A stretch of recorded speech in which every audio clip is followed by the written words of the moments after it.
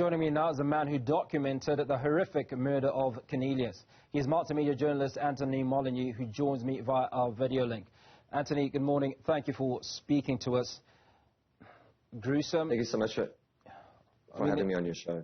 There are so many superlatives to describe the gruesome nature of this horrific event. But talk to us about the motivation to pictorially depict what transpired. Well, yeah, thank you so much for having me on your show. But as a crime journalist, I cover quite a lot of crimes, and you know, in the past 5 years, there's been dozens of them that have affected me. But the Hannah Cornelius crime really did stand out for me for some reason, just because of the brutality of it, the unexpected nature of it. And I think it was really important for me to go back and explore who Hannah was, you know, all the people that told me about who Hannah was. I was quite interested into knowing, like, you know, what made her stand out, why was she regarded so highly amongst her friends and family. So I wanted to go back and explore that, but I also wanted to go back and see, you know, who these criminals were that committed these heinous crimes, because they also were in and out of prisons, you know, regularly in their time. I mean, you know, they were in these rehabilitation centers since their teenage years, yet it seems like nothing really worked, and they just continued to commit crimes and crimes and crimes until the point that, you know, they would eventually go and commit murder, which was quite horrendous. But I think it's got many factors. So I decided to just like look into it a bit deeper, and I think it's a really important story to tell. And I can only imagine the anguish, certainly, that you went through. More importantly, her family, when you interviewed and spoke to them. What are some of those key memories that family and friends shared with Hannah that obviously speak to the person that she was? Yeah, I mean, look, even in terms of the crime, you know, the two students were parked outside of Cheslin Marsh, also another Stellenbosch student. They were parked outside of his apartment block, and it was about 3 o'clock in the morning, and Cheslin wanted to go home from their night out just on his longboard and skate home, basically from the venue that they were at. But Hannah was like, no, I'm definitely not going to let you skate home from this venue. I'm going to drop you off. And he refused, and she just forced him, basically, to say, look, it's too dangerous. You've got to go home by yourself. You can't go home by yourself on the longboard. And that's the type of person that Hannah was. And unfortunately, that's what led to them being kidnapped. And so when I started to chat to the family members, and I started to talk to, you know, even Cheslin, I mean, I just learned that, you know, she was just such an amazing person. She was someone that was selfless, that was brought up in a sense of, like, you know, put yourself second to other people. And also, you know, whenever I meet people, when I tell them that this documentary is out, they tell me, oh my gosh, I knew her. She was just the most incredible person. She was very selfless and caring. And, you know, that's one of the main things that I took away from this, was just such an amazing person was taken from society in this way. Now, the flip side to this amazing young woman who was 21 years old is a gang of thugs, if you will. And I'm just going to read something that I picked up from the internet, and says, Cheslin survived, but Hannah was gang raped repeatedly and taken to a secluded spot in Stellenbosch, South Africa, where she was stabbed in the neck and a huge rock dropped on her head. I mean, that is cruelty of the worst order. But yeah, talk to us about your investigation into this gang, the Numbers gang. Who are they? What are they about?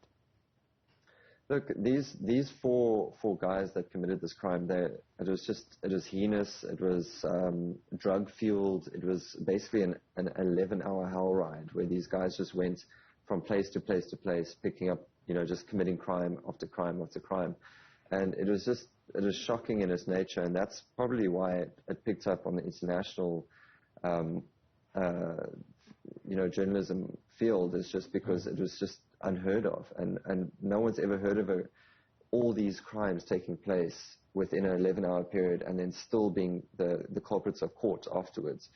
And that's probably why this case stood out for people. But the number definitely has a role to play in this crime, because these men treated the prison system like a revolving door.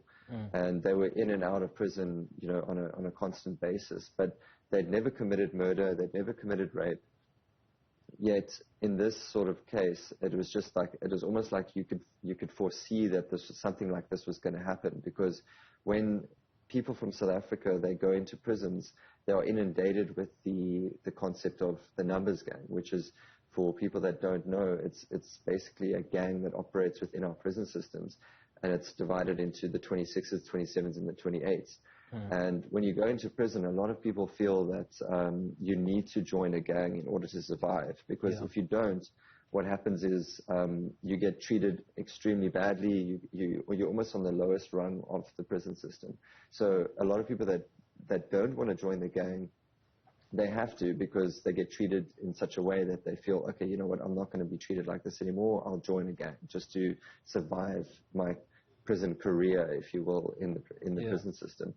So it does bring up this situation where people that go into prison, they tend to go in with maybe theft or burglary or robbery, but then they come out learning horrible, you know, crime skills from this numbers gang that they joined, because you have to do things in order to become a number, which could be anything from, you know, stealing from someone, robbing someone, assaulting someone, killing someone.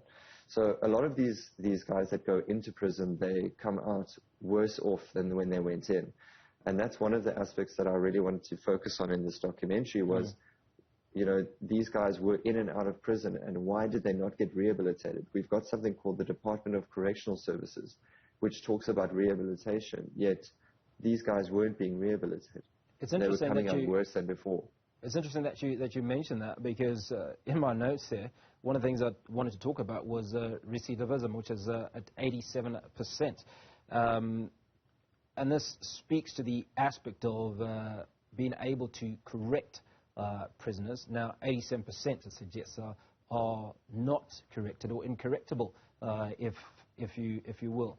Did you establish in your conversations, I'd imagine, with some of these members of the numbers gang within the prisons, as to, does the system not allow them, does the system offer them rather an opportunity to correct themselves, or does the outside world not accept them once they're corrected? Look, it's a multifaceted problem. And look, the Department of Correctional Services offers a lot of things for these guys that are convicted. I mean, the fact that Vernon Witbooi, who is one of the main guys that killed Hannah, he had a teaching degree from his time in prison. Wow. You know, he didn't. It's not like the Department of Correctional Services didn't give him a chance. They gave him every chance and possibility they could.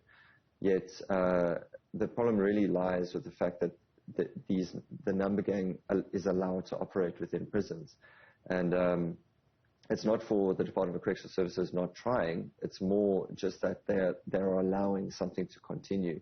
And I think that's really where the problem lies, is that the fact that we have an 87% recidivism rate is shocking. You know, it means that 87% of people that are coming out of prison are recommitting a crime. And, you know, that can speak to many different aspects. It could be that they're not being accepted outside of prison. And it can also speak to the fact that they are becoming more violent and more criminal, if you will, inside prison. So, you know, if I spoke to the Department of Correctional Services and I asked them what their viewpoint was on this stat, and they gave their answer in the documentary, but, you know, it seems like there's a lot of passing the buck. It seems like they are basically saying if gangsterism exists outside of prison, it's going to exist inside prison, which I didn't really understand how you can sort of pass the buck in that way. So I never really got a clear answer from them, but there's many factors to this, and there are great NGOs that I do highlight in the documentary that try and, you know, bring people out of prison and put them into a situation where they can make a difference and change their life. But it is few and far between. And we do have law enforcement, which obviously has you on a list at some point that you've been in prison, so they know you, and they do target you next time, you know, they go around the block and try and look for any sort of dodgy activity.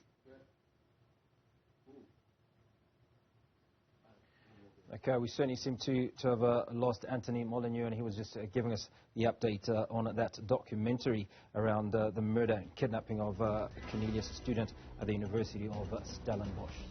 Today marks World Autism Awareness Day. Autism South Africa says the country still has a long way to go in the care offered to children with special needs, especially when it comes to schooling. We'll speak to two mothers of autistic children when we return. Stay with us.